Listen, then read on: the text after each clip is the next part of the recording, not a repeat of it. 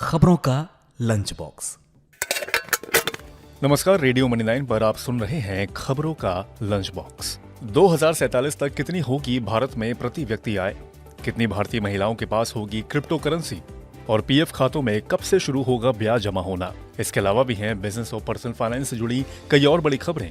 तो चलिए शुरू करते हैं खबरों का लंच बॉक्स। साल 2047 में जब देश अपनी आजादी का 100वां वर्षगांठ मना रहा होगा तो भारत की प्रति व्यक्ति आय आज के मुकाबले बढ़ जाएगी 7.5 गुना।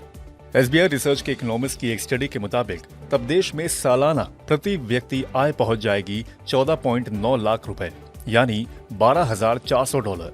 वित्त वर्ष 2023 में यह थी 2 लाख रुपए, यानी कि $2,500। बता दें कि सरकार ने 2047 तक भारत को विकसित देश बनाने का रखा है लक्ष्य। भारत में हर 10 में से लगभग एक महिला के पास है क्रिप्टो करेंसी। वैश्विक स्तर पर ये तीसरी सबसे बड़ी हिस्सेदारी है। Foreign exchange education platform F forex suggest के डेटा के मुताबिक भारत में महिला क्रिप्टो मालिकों की संख्या है 63 मिलियन, जबकि महिला आबादी है लगभग 685 मिलियन, मतलब 9.2% हिस्सेदारी। वियतनाम 12 मिलियन महिला क्रिप्टो मालिकों के साथ इस लिस्ट में पहले नंबर पर है, जो इसकी महिला आबादी का है 24%। वहीं फिलीपींस 9.6% के साथ है दूसरे स्थान पर।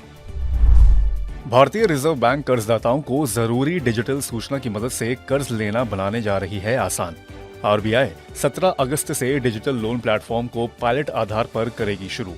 इस दौरान प्लेटफॉर्म पर उपलब्ध बैंक 1.6 लाख रुपए के किसान क्रेडिट कार्ड कर्ज, दुग्ध उत्पादकों को कर्ज, एमएसएमई उद्योगों को कर्ज, व्यक्तिगत ऋण और होम लोन देने का कर सकेंगे काम।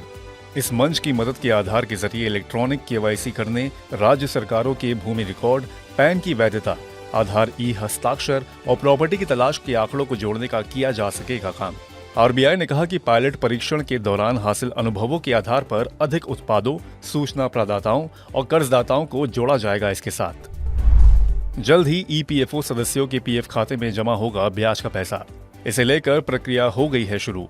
उम्मीद है कि सितंबर महीने से ब्याज की रकम सदस्यों के खातों में भेजना की जाएगी शुरू। ईपीएफओ ने कहा कि पाइपलाइन में है वित्त वर्ष 2022-23 के खाते में ब्याज का पैसा जमा कराने की प्रक्रिया। इसे जल्द ही किया जाएगा जमा।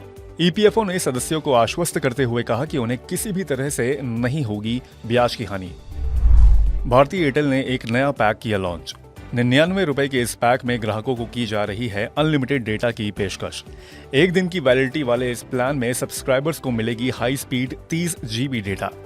लिमिट खत्म होने के बाद 64 kbps की स्पीड पर अनलिमिटेड डेटा का इस्तेमाल कर सकेंगे ग्राहक। इस अनलिमिटेड डेटा प्लान के लिए ग्राहक के पास एक एक्टिव बेस प्लान होना है जरूरी। दिल्ली में बढ़ रही है सीएनजी और पीएनजी की मांग।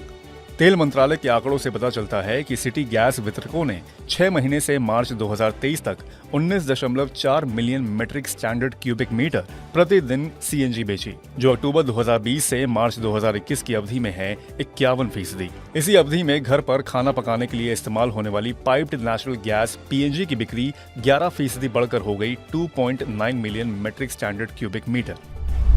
दिल्ली वालों को बाइक टैक्सी से चलने के लिए अभी कुछ और दिन करना होगा इंतजार। दिल्ली सरकार ने बाइक टैक्सी सेवाओं पर रोक लगाने के फैसले को उलटने वाले दिल्ली हाईकोर्ट के आदेश को सुप्रीम कोर्ट में दी थी चुनौती। सुप्रीम कोर्ट ने राज्य सरकार को दिया है 30 सितंबर तक का समय। नोएडा में घर बनाना हुआ महंगा। नोएडा प्राधिकरण ने मकान का नक्शा पास करवाने और मकान बनने के लिए पूर्णता प्रमाण पत्र के लिए शुल्क को बढ़ाकर कर दिया है लगभग 2 गुना। मकान का नक्शा पास करवाने के लिए अब 30 रुपए प्रति वर्ग मीटर की दर से देना होगा शुल्क। वहीं पूर्णता प्रमाण पत्र लेने के लिए 35 रुपए प्रति वर्ग मीटर की दर से लगेगा शुल्क। नई दरें आवासीय के साथ साथ सभी तरह की संपत्तियों के लिए भी होंगी लागू। तो खबरों के लंच बॉक्स में फिलहाल इतना ही। ये पॉडकास्ट आपके लिए तैयार किया था अमन गुप्ता ने। मैं हूं आपके साथ अभिषेक गुप्ता। बाकी बिजनेस और पर्सनल फाइनेंस से जुड़ी अन्य खबरों के लिए सुनते रहिए रेडियो मनी 9 और डाउनलोड कर लीजिए हमारे रेडियो मनी 9 ऐप को। चलता हूं, नमस्कार। खबरों का लंच बॉक्स।